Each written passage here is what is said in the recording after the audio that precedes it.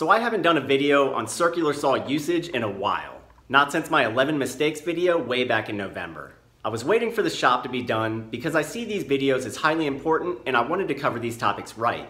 The circular saw is hands down the most useful and versatile saw for carpenters. And as I mentioned in my other video, it's also one of the most dangerous. It's a freehand tool, meaning it doesn't have a system of built-in fences and guides like the miter saw and the table saw.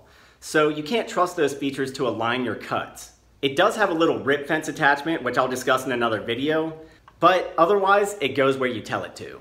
This makes a lot of new DIYers nervous because the 15 amp motor is powerful, and even when you're using it safely, it's still really easy to mess up your cuts. You can waste a lot of valuable lumber with one bad pass of the saw. When precision matters, you need ways to keep the saw on track. So this is the first part of a video series where I discuss how to do this using only simple tools and simple techniques. For this first video, we're focusing on the most common cut you'll face, crosscuts. I'm going to show you several tips and techniques for making the fastest, easiest crosscuts possible with the circular saw. And I'll even show you methods for making angled cuts as well. And that's all coming up next on the Honest Carpenter Show. Keep in mind that there are tools on the open market that are designed to do this. I'll link some of these below, and in the future, I may even test some of them out on the channel. But during numerous years in the field, I never used any of those. I relied instead on a handful of methods that I saw as being much faster and more readily available with stuff in my tool belt. So we're starting with fast, clean crosscuts. A crosscut, as it sounds, is a cut that travels across the grain of the board. Miter saws are the best tool for making these cuts because of their precision and their fence. But sometimes you need to make clean crosscuts with just a circular saw, especially when you're tackling deck projects or perhaps framing where square cuts matter. So the best and simplest guide for these cuts, by far, is the common speed square. Speed squares are layout tools that simplify a number of angle finding functions, especially where roofing is concerned. But their most common usage is for marking perfect right angles. The square has a flat bar along the bottom leg. By pressing this bar against the edge of a board, the vertical leg gives you a perfect 90-degree lineup on one side and a perfect 45-degree lineup on the other side. As I said, we mostly use these to mark quickly for a cut. It just takes a quick swipe of the pencil, and pro carpenters will often then make cuts freehand afterwards. But it's even more important to know that you can also use the speed square as an extremely accurate guide for the cut itself. To do this, just make your tick mark at your cut point. You can trace the whole cut path along the square if you like, or you can simply use the tick mark as your lineup spot. Either way, butt the edge of your sole plate up against the vertical leg of the speed square. Now, slide the speed square left or right until you have the corner of the blade tooth set exactly at your mark. Remember, you want the corner of the tooth at your mark, not the center of the tooth. If you don't know what kerf is, please check out my video on the subject. I think it's the most important concept in cutting. When I set up like this, I'll typically keep the bar on the near side of the board. I'll hook my thumb through the triangular window in the square and grip the far edge of the board with my fingers and pull the tool forward tightly. I don't want it to move at all. Some people who do this actually prefer to hang the bar at the far end and pull down towards themselves. It doesn't really matter what you do, it's just a matter of which feels more comfortable. But with a tight grip on the square, I'll then fire up the circular saw and let it spin up. With the sole plate pressed flush up against the speed square, I'll begin to drive the saw forward, making sure the two edges stay in contact and that the blade is indeed tracking on my line. You'll very quickly pass through a whole crosscut this way and have a clean 90-degree cut edge to show for it. This is such a fast, easy way of making crosscuts that I would use it pretty much daily in the field, even for some finer trim cuts if I didn't feel like setting up my bigger saws. And it really works for a diverse width of boards. Your average speed square is 7 inches long, but it'll actually let you make a wider cut than that because the sole plate can track out further than the leading edge of the square. You can usually cut an additional 3 inches pretty safely and still remain stable. But if that's not enough and I want more stability, I may even use this, the 12-inch speed square, what we call a buzzard wing. This larger model gets you even more reach across a board and works almost exactly the same way, letting you crosscut up to 16 inches or so accurately. Which brings us to tip number 2. If you don't feel comfortable holding the square freehand, you can also clamp it down for security.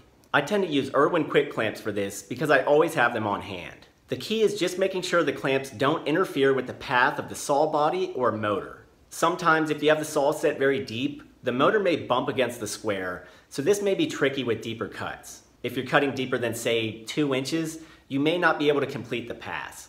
But quick clamps will get your freehand out of the process, so it'll actually let you hold the saw in a 2-hand grip, which is safer and more stable. So feel free to use clamps for the speed square, especially the 12-inch, which has plenty of room to place them. Just make sure that the square isn't moving as you put pressure on your cut. And tip number 3, you can do angle cuts the exact same way. Speed squares are already calibrated and marked to indicate various angles off a linear base. You just press the bar against the edge of your board, then rotate the speed square while maintaining contact at the pivot corner. Markings along the edge of the 45-degree leg indicate your angle as it relates to the edge of the board. So if I want to cut a 25-degree angle, I line that number up with the edge. Then, the process for cutting is pretty much the same. Press the sole plate to the edge, fire up the saw, and make your cut pass. But using the square this way makes the setup less stable, so I'd always advise using a clamp. Again, you don't want your square wandering. Also, a lot of circular saw blade guards tend to get hung up on angle cuts, so you may need your second hand to tweak the guard up until it's free. You can get most of the angles you're looking for this way, and the 45-degree leg doesn't require any pivoting. It's already set up to clamp and cut. All you have to focus on is lining up your blade with your exact cut line, and the rest is pretty routine. So here are some key safety points for using a speed square as a guide. Tip number 4, don't ever force the cut. If it's fighting you, something's probably going wrong. You're possibly letting your square drift off track, that can easily happen, or you're pushing your saw at a weird angle and just don't realize it. The moment you sense this tension, you should stop and back off carefully. Maybe even let the saw wind down. Then you can start again with less tension and try to get things on track from the start. Much of what goes wrong with circular saw cuts happens in the beginning. You want a smooth, light feeling as you make your pass. The saw should glide across the edge, not grind against it. So focus on making your initial start well aligned. Then when you have more plate against the fence, the tools really take over from there and you can drive forward with easy pressure. Tip number 5, strongly consider clamping down the board you're cutting. A lot of problems with this method come from board movement. This is dangerous. It throws off your feeling of alignment, distracts you, and makes your cut more difficult. Clamp your board down. It'll stabilize it and let you focus on cutting. And avoid using this method on really short boards. It causes too much leverage across a short board and can't really be done safely. And finally, tip number 6, always handle your circular saw with care. Read the manual, follow all the rules, and use it under close supervision at first. If you're using it alone and feel really scared, you should probably just stop. Calm down and decide whether you want to tackle this or not. If you do, get someone to guide you through the process until you feel more comfortable with it. One project isn't worth a costly mistake, ever. But, used correctly, speed squares make crosscuts with a circular saw a breeze. I'll easily reel off 100 of them in a day if it's necessary and never really make a bad cut. I'll link the tools seen in this video below, including circular saws, clamps, and speed squares. Feel free to shop those links, and remember that when you do, we receive a small commission at no extra charge to you. Also, what did you think of this video? Was it helpful? I intend to make a lot more videos like this focusing on really small procedures, so please feel free to put your feedback down in the comments. As always, thanks for watching. Be sure to check back in for more videos coming up soon, and please consider subscribing and hitting that little bell button to turn on notifications. That way you'll know the moment we post something. I'm Ethan James with TheHonestCarpenter.com. I'll see you next time.